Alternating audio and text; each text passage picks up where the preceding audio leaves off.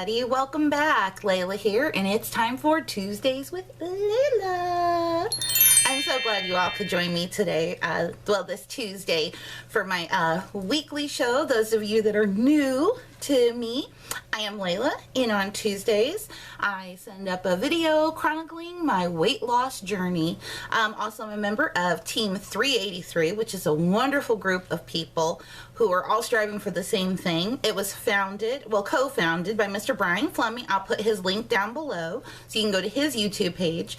I'll also link the Team 383 website so that you can learn more information and see if you'd like to become a part of our little family. So I'm coming to you today on location from my living room. I've been filming in my dining room because I'm waiting on my lighting to come in. Most of them will actually be filmed in my makeup room, but today we're using artificial light because once again it is 1:39 in the a.m. and I'm up because I won't be going to bed till 6. So I was reading some posts this week on the Facebook page for Team 383, and it seemed like sometimes there's, you're putting a whole lot of people together. Even though we all have something in common, we're all still very different people, and sometimes that's really kind of hard to do. But something I noticed that there seemed to have been, and I wrote little notes here, so that's why I kind of keep looking down. And Noodle baby, oh, he just went in the other room. Those of you who don't know Noodle, you'll get to know him soon enough. Anyway, I digress. Such a chatty gal. Anyway, I had saw some notes, some posts, and it kind of seemed that I was seeing a theme taking place. So I thought that would be a really, really good topic to talk about. And what I'm referencing is what I like to call sabotage. Like sabotage. Oh, am I showing my age there? Little Beastie Boys reference. Anyway, sabotage. It comes, I believe, just kind of my personal take on this, it comes in 3 forms. And so I'll kind of go over each little form of what I believe sabotage is and what it means and kind of what it does. The first, of course, is self-sabotage, and this is something that we all do all the time. Even though I try to live extremely positive, I can't say that I'm not at fault for sometimes self-sabotaging. What? It's hot here in the STL. There's all kinds of little flies and things trying to come in. Anyway, the first type of sabotage I will refer to as self-sabotage. And this is something that we do when we know better, but we kind of want to do it anyway. Being an adult, it's not very far from being a kid again. You want what you can't have, and you want what you want when you want it. And so a lot of times we self-sabotage ourselves, not necessarily that we strike to do this on purpose, but it's a result of what happens. I had shared last week that part of how I really got into my weight loss journey was I had to give up Mountain Dew. And I knew that I had to do this for myself, not only just because it was probably 5,000 empty calories I was drinking a day. Well, maybe not that much, but, not also to mention what it's doing to my teeth and just to me in general. I mean, I pee yellow number 5, because I drank so much of this stuff. And I knew it wasn't healthy, and so I knew it was something I had to give up, and it was very, very hard to do. But yeah, I would find myself, like the first week I said, nope, that's it, I'm done. Why would I drive past the store that I love to go to that sells it, and knowing I want to go through that drive-through and just grab it? Why was I doing that to myself? Because I wanted it, and I knew that I wanted it. So what I had to kind of do was turn around, I can't have Mountain Dew, to I choose not to have Mountain Dew.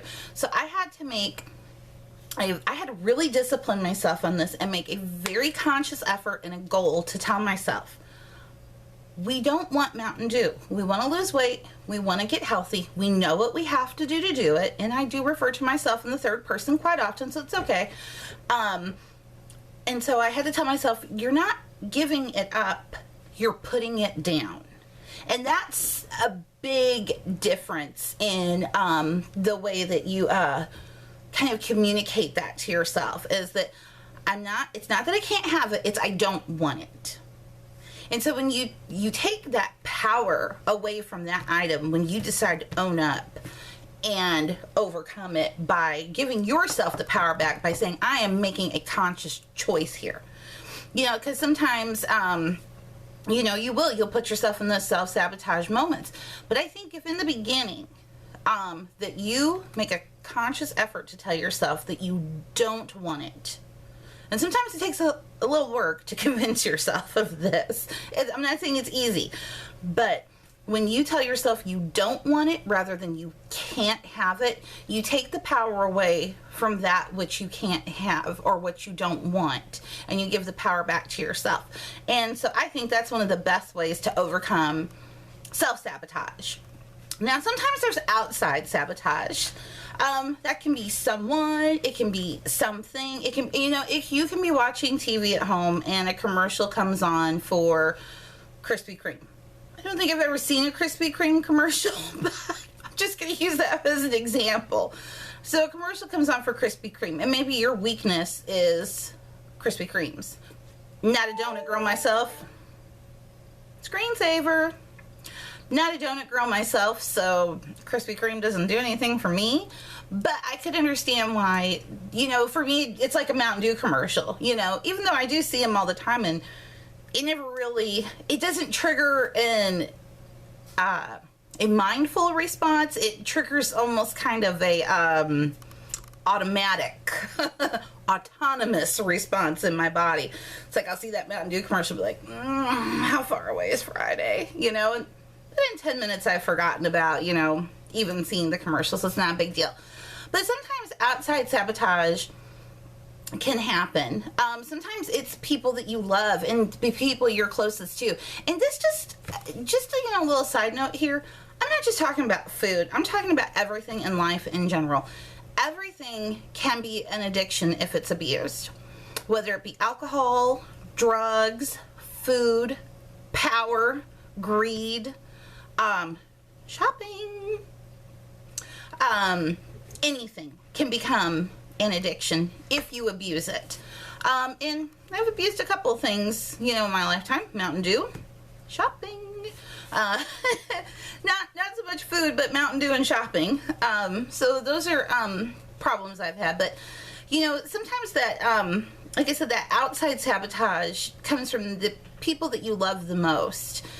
And I want to believe that they don't do it on purpose, unless they're just truly a mean person, because there are mean people like that who just want to see you fail because maybe they can't succeed at something, and so bringing you down makes them feel better. And we all have those people in our family, and if you don't think you have somebody in your family like that, I'm just saying you might want to look in the mirror. I'm just saying. So please don't take offense to it. Because we all know somebody like that, and we are all probably related to somebody just like that. But the only thing with outside sabotage, and the reason why I call it sabotage, make a pretty circle, is because outside sabotage becomes self. And this one is, this took me a really long time to kind of realize, because I would think, why are they, bringing crap around me I can't have? They know I can't have that. Why do they get to have it? Like I said, food's not really ever been my thing, and I've never told myself I couldn't eat a particular food. But I can remember, sorry guys, I have to keep adjusting for my light because it's artificial. But I can remember many a times I've had surgery. A few too many times, actually. And, my family has to continue to eat dinner, even though I really can't, because I know I can't really eat that because I'm not going to be able to process it. And so I can't be mad at them for wanting to eat that flippin' piece of fried chicken in front of me that I can't eat, because they still have to eat. And that goes for anything. Like, if my daughter, like the other day, she brought home a Mountain Dew Livewire. Now, I don't like Livewire, so I guess that's a good thing. But even if she would have brought home a Mountain Dew, and it's not Mountain Dew Day for me, it doesn't mean I have to. That's not, yeah, that might be considered outside sabotage, but really that turns back into self-sabotage, because haven't I already made a commitment to myself and told myself that I don't want that? I choose not to have that. So why am I now taking that power that I had, giving it back to that item, but blaming that person? And that's where I mean, is that the outside sabotage becomes self-sabotage again. Now, of course, there are extraneous circumstances, and I'm not talking about like you have a gun to your head and stuff like that, because, you know, and figuratively and literally, you know, have a gun to your head. That's not what I'm talking about. But I'm talking about the little things, the little tiny things that we say, well, they're not going to do it. Screw it. I'm done. You're just the only person that you end up hurting in the end is yourself. And so, you know, it's not worth it. You know, so if, you know, something, you know, somebody brings something around you can't have, or you see something you can't have, you have to learn how to live in the world. A lot of times with self-sabotage, and we think it's outside sabotage, it's real. A lot of times it's not. It's us taking that and making it an outside sabotaging problem, or trying to push the blame off onto somebody else to give ourselves a break.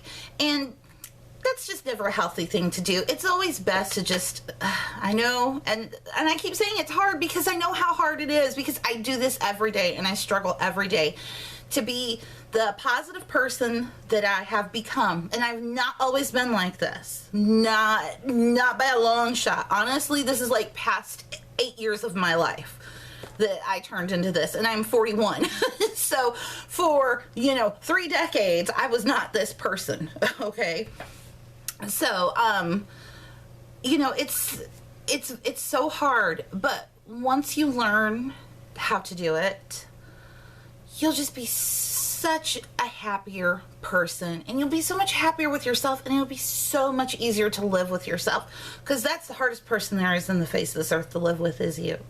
So hopefully I didn't take up too much of your time. I hope you guys really enjoyed this, because like I said, I mean, it was just kind of on my heart, and you know, sometimes the universe just speaks to me in weird ways and says, you know what, somebody needs to hear this message, so go ahead and spit it out there. And if 2 people like it, that's fine. If 50 people hate it, that's okay too. So I'm gonna leave you with a positive quote, of course, and a positive affirmation for today. And I think that is to don't sweat the small stuff. Let it go.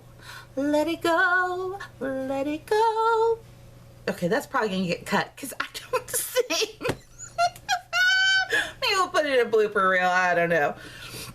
Anyway, let it go. That is your positive affirmation. Just don't sweat the small stuff. Let it go. Just, you'll be so much happier. Just try and let it go. So here's your positive quote. And I thought, oh, this is fantastic. And you know, like I said, the universe was just speaking to me. I hopped on and I saw this. And I've never seen it before. And I thought, oh my God, that is like so perfect. But anyway, it says, talking about our problems is our greatest addiction. Which I totally agree with that. Break the habit. Talk about your joys. I'm telling you, goosebumps. I'm dead serious here. And that is from Rita Schiano, and from the kind of research I did on her, because of course I wanted to find out who did the quote. She's a motivational speaker, and she's wrote a few books. So if you want to Google Rita Schiano, and I'll leave her name in down in the link below, and a Wikipedia link for you, so that way you can go to it easily. So that is all I have for today. I want everybody to have a fabulous, fantabulous day, and I will see you next Tuesday. Ciao.